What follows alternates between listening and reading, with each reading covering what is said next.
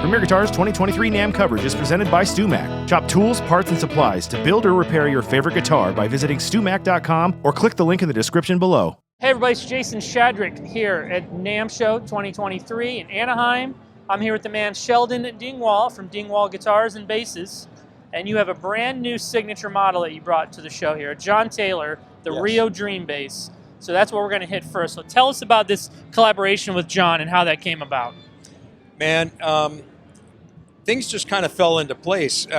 We started a relationship with John about 5 years ago, and we've just kept it low key. And if he needed something, we sent it, and if he gave us feedback, we tweaked it. Yeah. And over time, we've developed a relationship with him where he's really become I don't want to say a fan of our basses, but they've really become useful for him. And he switched completely over. He recorded the last album with Dingwall basses. He tours with Dingwall basses.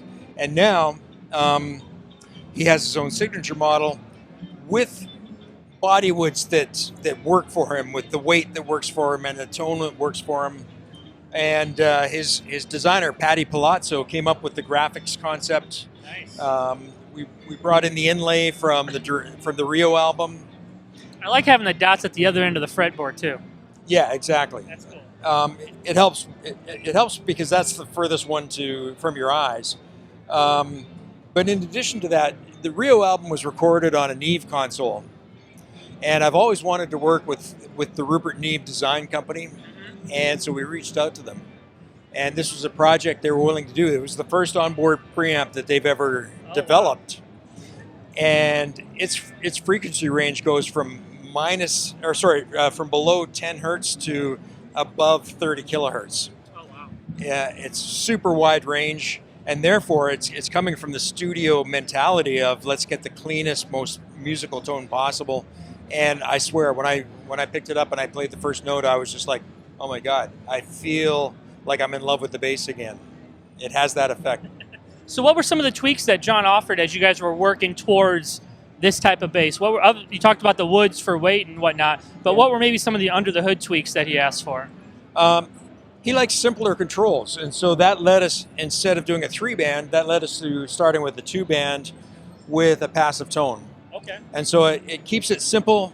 As you dime any one of these 3 controls, it doesn't throw his sound off. He was really happy with the stock pickup configuration, and now he tried 2 pickup versions and 3 pickup versions, and he came to prefer the 3 pickup version. Yep. Were Were the fan frets a new thing for him when he started working with you? Yeah, I'd never seen them before. Okay. And so he's a progressive thinker. Like he came up through the 80s, and back in the 80s, everything was about the future is cool. Yeah. And then for the longest time, it was like, no, the past is cool, the future sucks. But he still has the mentality of progressive, the future's cool, let's go forward. And so this kind of appealed to his ethos. Nice.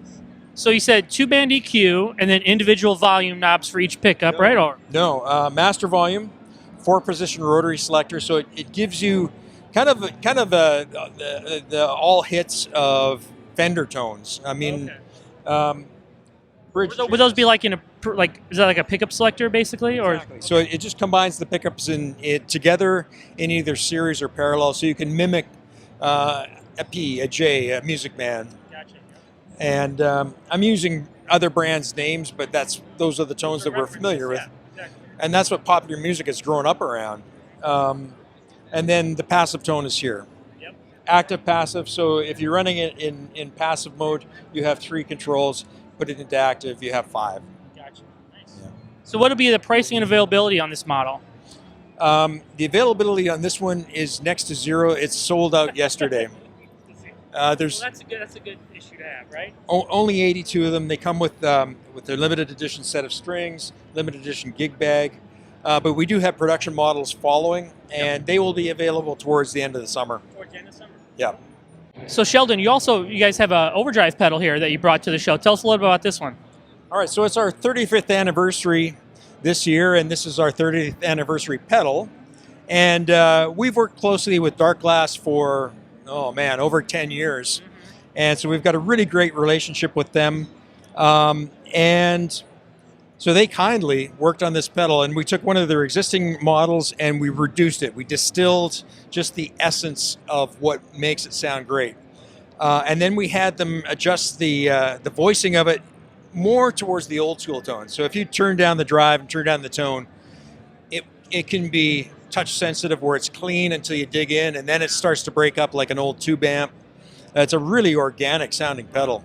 Or if you want a modern buzzsaw type tone, it's there too. You just have to dial it in the other direction. But probably 2 years went into just the graphics on it. And this is all CNC machined. It's, in my eyes, I don't think I've ever seen a better looking pedal. I think they did such a beautiful job on it. And what will be the price on this? $250. Yeah. And they'll be available? They're available now. Yeah. Well, thank you so much, Sheldon, for hanging and talking with us. Thanks so much. This is Jason Shadrick with Premier Guitar.